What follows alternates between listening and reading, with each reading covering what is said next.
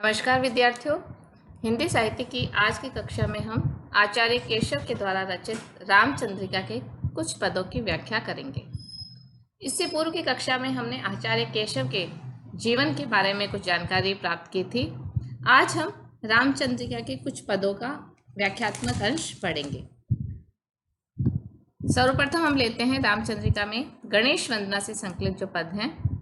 विद्यार्थियों, जैसा कि हमें पता है कि अपने ग्रंथ की निर्विघ्न सफलता के लिए महाकवियों के द्वारा आचार्यों के द्वारा प्रारंभ में ईश वंदना या मंगलाचरण के रूप में कुछ पद लिखने की परंपरा चली आती रही है। इस मंगलाचरण के 3 भेद हैं: आशीर्वादात्मक, नमस्कारात्मक और वस्तु निर्देशात्मक। प्रस्तुत पद को हम आशीर्वादात्मक वचन के रूप में देख सकते हैं, जहां गणेश जी से और विभिन्न देवताओं के माध्यम से कवि केशव, आचार्य केशव आशीर्वाद की कामना करते हैं। वह चाहते हैं कि उनका जो ग्रंथ है वह निर्विघ्न रूप से सफल रहे। प्रस्तुत पद में गणेश की वंदना करते हुए आचार्य केशव कहते हैं: बालक मृणालिनी जो तोय डारे सब काल, कठिन कराल त्यों अकारो दीह दुख को, विपत्ति हरत हठि पदमनी के पात सम, पंख जो पाताल पेली पठ वे कलुख को, दूरी के कलंक अंक भवशीष ससिसम, राखत है केशवदास दास के वपुख को, सांकरे की सांकरन सन्मुख होत तोरे, 10 मुख मुख जोवे गज मुख मुख को। प्रस्तुत पद में गणेश जी की महिमा करते हुए उनकी समानता बताते हुए वह कहते हैं कि जिस प्रकार से बालक मृणालिनी, जिस प्रकार से हाथी का जो बच्चा है वह मृणालिनी को जिस प्रकार से आराम से सहजता से तोड़ने में सक्षम होता है, उसे कोई प्रयास नहीं करना पड़ता, उसी प्रकार से जो गणेश जी हैं वह हमारे जीवन में आने वाले सब प्रकार की बाधाओं को, कठिन कराल को, कठिन समय को, दीर्घ दुख को, दीह दुख यानी दीर्घ दुख को, दुर्निवार समझे जाने वाले, ऐसा दुख जिसका कोई निवारण नहीं है, उस दुख को उसे सहजता के साथ समाप्त कर देते हैं, जिस प्रकार से एक हाथी का बच्चा कमलिनी की नाल को तोड़ने में सक्षम होता है। विपत्ति हरत हठि पद्मनी के पात सम, और जिस प्रकार से गज का बालक, गज का शावक कमलिनी के पत्तों को कुचल देता है, पद्मनी के पात सम, जिस प्रकार से हाथी का बच्चा पद्मनी के पत्तों को कुचलने में उसके लिए बिना प्रयास का कार्य है, उसी प्रकार से गणेश जी विपत्ति हरत, हमारी विपत्तियों का हरण कर लेते हैं। पंख जो पाताल पेली पठ वे कलुक को, और जहां वह गज शावक है, जिस प्रकार से वह कीचड़ पर पांव रखता है और वह कीचड़ पाताल लोक में पहुंच जाता है, उसी प्रकार से गणेश जी है हमारे जीवन में आने वाले दुख रूपी जो मलिनताएं हैं, हमारे कष्टों को वह इस प्रकार से नष्ट कर देते हैं, जिस प्रकार से हाथी का बच्चा कीचड़ को अपना पांव रखकर पाताल में भेज देता है, उसी प्रकार से हमारे जीवन की बाधाओं को, हमारे जीवन के कलुख को, कष्ट को गणेश जी समाप्त कर देते हैं। जिस प्रकार से हाथी के पैर तल पर आने पर कीचड़ जमीन में दबकर नीचे चला जाता है, गणेश जी की कृपा प्राप्त होने पर जीवन की मलिनताएं, दुख और कष्ट समाप्त हो जाते हैं। दूरी के कलंक अंक बहुशीष सशिसम, राखत है केशवदास दास के वपुक को। वपुक का अभिप्राय यहाँ पर है शरीर। जिस प्रकार से जो शिव जी के द्वारा धारण किया जाने वाला जो चंद्रमा है वह निष्कलंक होता है, वह द्वितीय का चांद है जिसमें एक भी धब्बा नहीं होता है। केशवदास जी कहते हैं कि गणेश जी भी अपने सभी भक्तों के विकारों को, उनमें जो 5 विकारों की बात कही गई है, उन 5 विकारों को गणेश जी हमारे जीवन से दूर कर देते हैं, उन कलंक को दूर कर देते हैं और उनके जीवन को शिव जी के सिर पर शोभित होने वाले चंद्रमा के समान निष्कलंक बनाते हैं। दूरी के कलंक अंक भव शीश शशिशम, भव का अर्थ है महादेव और शीश अर्थात उनके शीश पर धारण करने वाला शशि यानी चंद्रमा के समान बना देते हैं।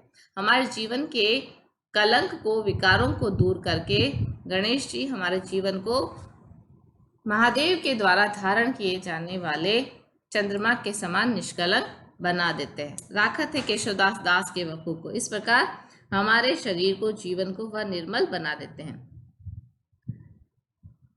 सांकरे की सांकर सन्मुख हो तारे, सांकरे यानी संकट, संकट की जितने भी जंजीरें हैं, जितने भी बंधन हैं, वह गणेश जी के सम्मुख जाने मात्र से वह सारी संकट की जो जंजीरें हैं वह टूट जाती हैं।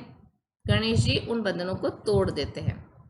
गणेश जी की इतनी उदारता, भक्त वत्सलता और उनकी महानता को देखकर ही 10 मुख मुख जो वे गज मुख को गज का मुख धारण करने वाले अर्थात श्री गणेश की वंदना 10 मुख यानी 10 दिशाओं में रहने वाले मनुष्य है वह।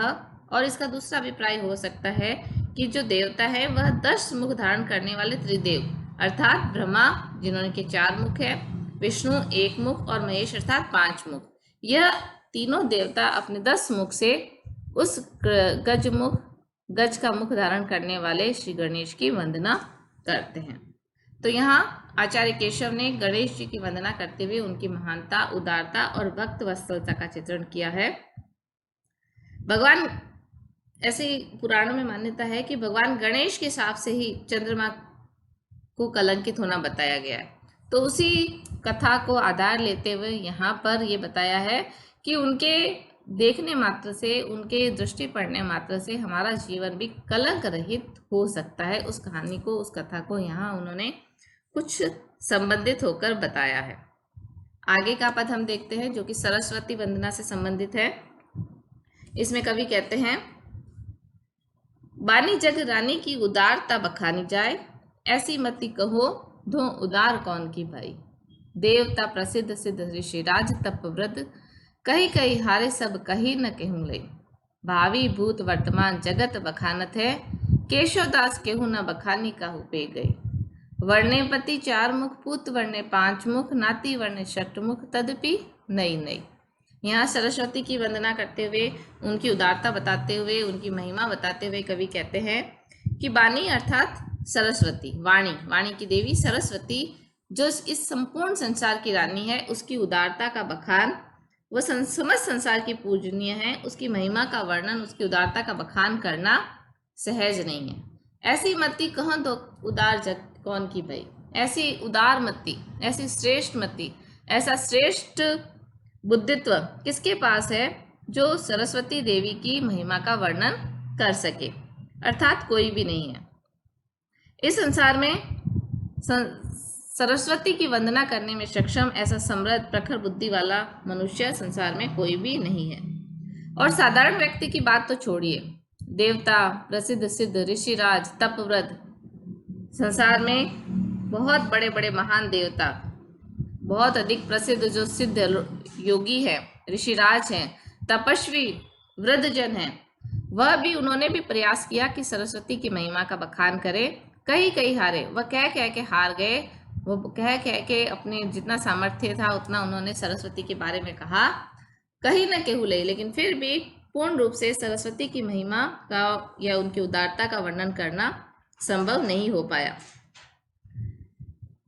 भावी भूत वर्तमान जगत बखानत है, केशवदास केहू न बखाने काहू पे गई। केशवदास कहते हैं कि बीते हुए समय में भी, वर्तमान में भी और भविष्य में भी सरस्वती की महिमा का बखान गाया जाता रहेगा, गाया जाता रहा है और गाया जा रहा है। फिर भी केशवदास केहू न बखानी काहू पे गई, फिर भी सरस्वती की महिमा का बखान करना, उनकी महिमा को वर्णित करना संभव नहीं है। भूत, भविष्य और वर्तमान में भी यह कार्य संभव नहीं हो पाया है। वर्णे पति 4 मुख, पूत वर्णे 5 मुख। इनके पति अर्थात ब्रह्मा अपने 4 मुख से सरस्वती की महिमा का बखान करते हैं और इनके पुत्र अर्थात शिव जी अपने 5 मुख से सरस्वती की महिमा का बखान करते हैं और इनका नाती अर्थात कार्तिक अपने 6 मुख से इनकी महिमा का बखान करते हैं। लेकिन फिर भी इनकी महिमा हमेशा नई नई लगती है, हमेशा इनकी महिमा का बखान नई नई महिमा के रूप में हमारे सामने आता है। संभव नहीं है कि इनकी महिमा का बखान किया जा सके। तो विद्यार्थियों, यहाँ पर कवि ने यह इंगित किया है कि सरस्वती की महिमा का बखान करना साधारण मनुष्य के लिए तो संभव है ही नहीं, परंतु देवता, प्रसिद्ध सिद्ध ऋषिराज जो इन्होंने भी प्रयास किया, भूतकाल में भी और वर्तमान में भी और भविष्य में भी यदि कोई प्रयास करेगा, फिर भी सरस्वती की महिमा का, उसके गुणों का बखान करना संभव नहीं हो पाएगा। क्यों? क्योंकि इनकी महिमा प्रति क्षण नया नया रूप धारण करने वाली है। इस पद में एक बात ध्यान देने योग्य है कि यहाँ पर कहा गया है कि सरस्वती के पुत्र के रूप में शिवजी और उनके नाती के रूप में कार्तिकेय का उल्लेख ये कवि की कल्पना पर आश्रित है, ऐसा किसी पुराण में वर्णन नहीं मिलता है। इसलिए समीक्षकों ने इसे एक दोष के रूप में परिगणित किया है। समीक्षक ये मानते हैं कि यह आचार्य केशव के द्वारा अपनी कल्पना पर आश्रित पौराणिक आख्यानों का उन्होंने गलत उपयोग किया है। सरस्वती की महिमा की अनिर्वचनीयता का बल दिया गया है। इसके साथ साथ इस पद में हम अगर देखें तो विशेषोक्ति अलंकार हमें प्रमुख रूप से मिलता है। विशेषोक्ति अलंकार वहाँ होता है जहाँ कारण उपस्थित हो लेकिन फिर भी कार्य न हो पाए। तो यहाँ हम देखते हैं कि इतने प्रकार के वर्णन करने में सक्षम लोग उपस्थित हैं, लेकिन वह फिर भी सरस्वती की महिमा का बखान करने में सक्षम नहीं है। इसलिए यहाँ पर विशेषोक्ति अलंकार को हम देख सकते हैं। इसके अतिरिक्त वक्रोक्ति और यमक अलंकार भी हमें दृष्टिगोचर होते हैं। एक बात और ध्यान देने योग्य है कि ये जो पद है ये धनाक्षरी छंद में लिखा गया है, जिसमें 31 अक्षर है। अगर हम इन अक्षरों की गणना करें तो प्रत्येक चरण में 31 वर्णों के साथ ये धनाक्षरी छंद का उदाहरण है।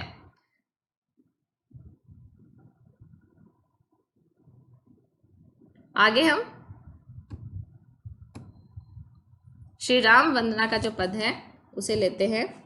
श्री राम की वंदना करते हुए रामचंद्रिका राम के जीवन चरित्र को लेकर ही लिखी गई ग्रंथ है और इसमें ही राम को पूर्ण पुरुष मानते हुए आचार्य केशव श्री राम की वंदना करते हैं।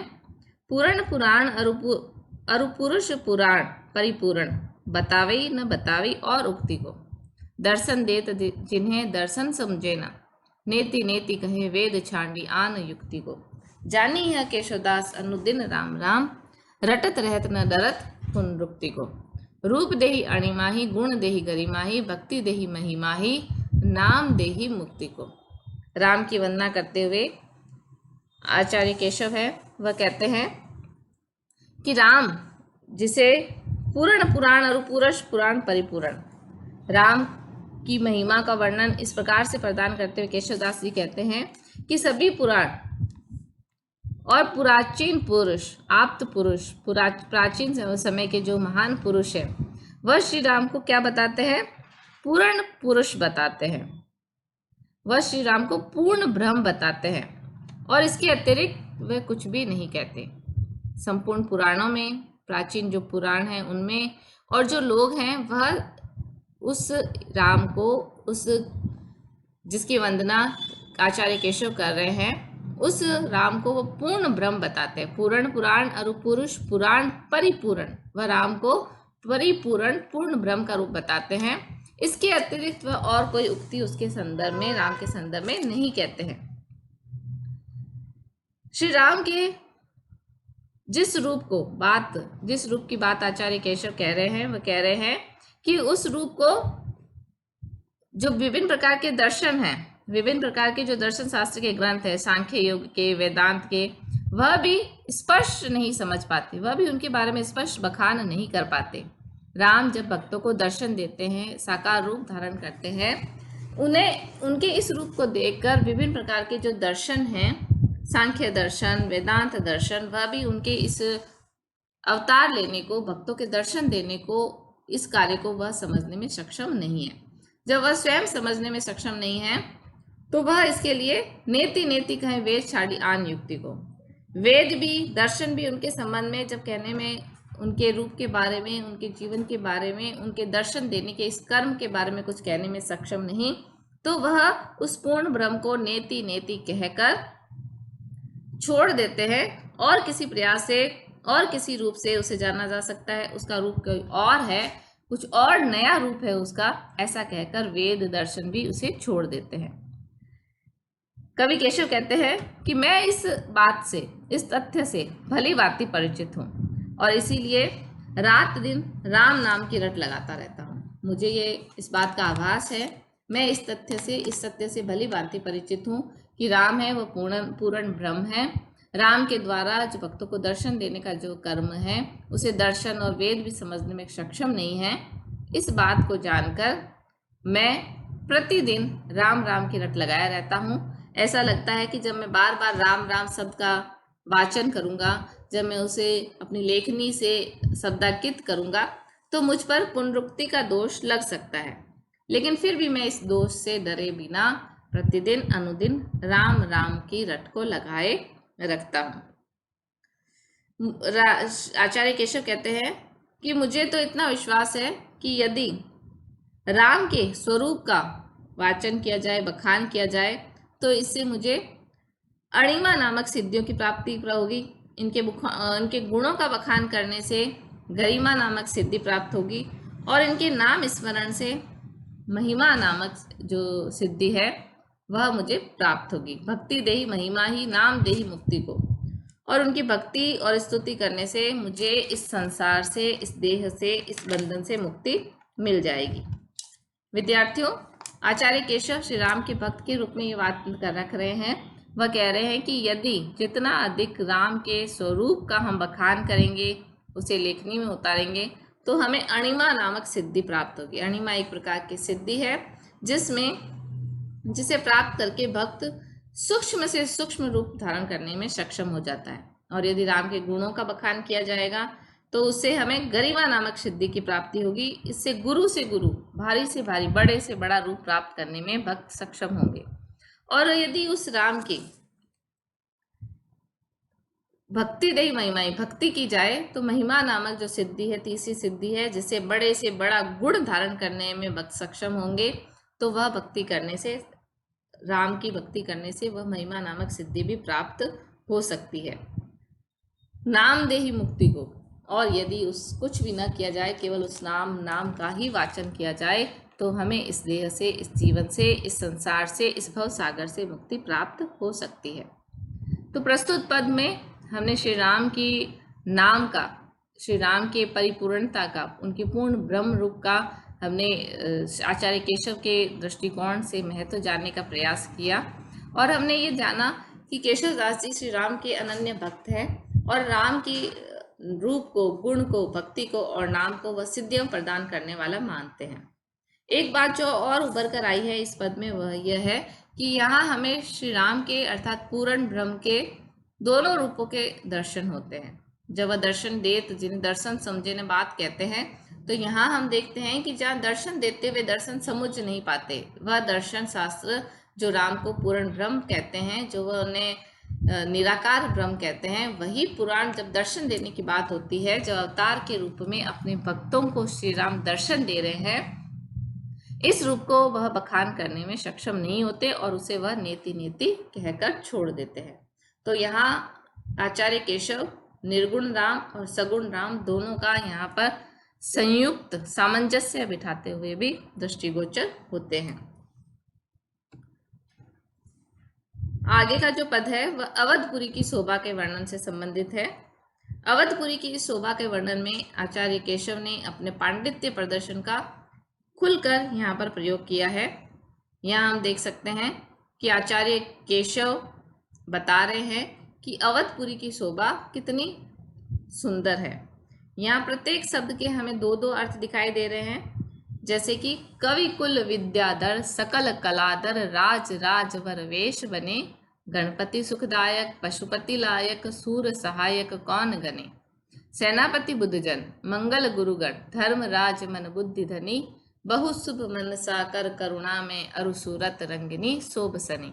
यहाँ पर अयोध्या की प्रशंसा करते हुए, अयोध्या की जन्मभूमि का बखान करते हुए विश्वामित्र जी अपने शिष्यों के समक्ष वर्णन कर रहे हैं और वह अवधपुरी को, अयोध्या को स्वर्ग के समान विशेषताओं से मंडित करते हैं। स्वर्ग के समान विशेषताएं कैसे हैं कि जो जो स्वर्ग में प्राप्त है वह सब कुछ इस अयोध्या नगरी में ही मिल जाता है।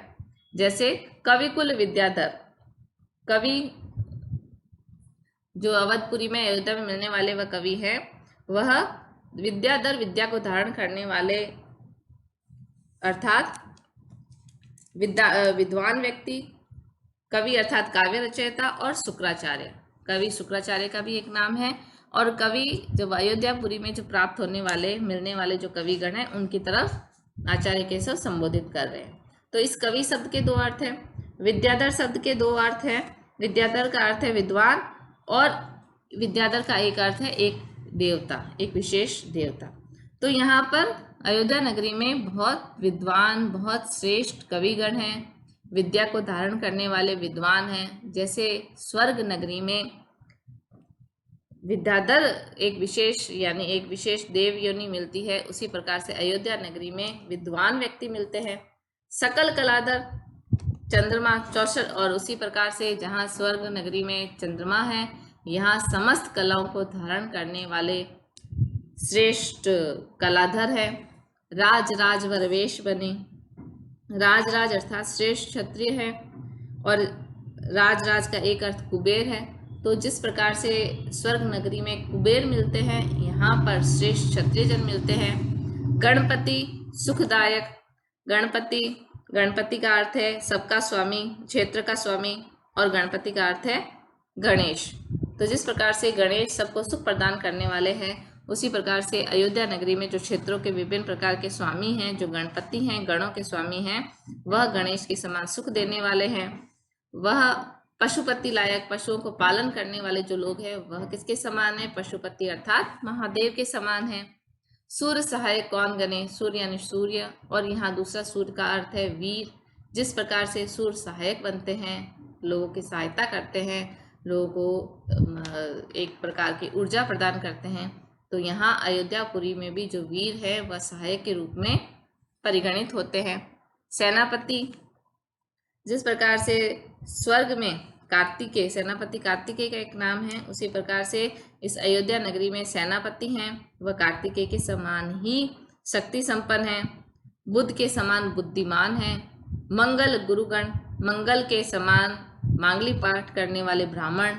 धर्मराज मन बुद्धि धनी, धर्मराज अर्थात यमराज के समान गति और बुद्धि के धनी जन यहाँ पर निवास करते हैं।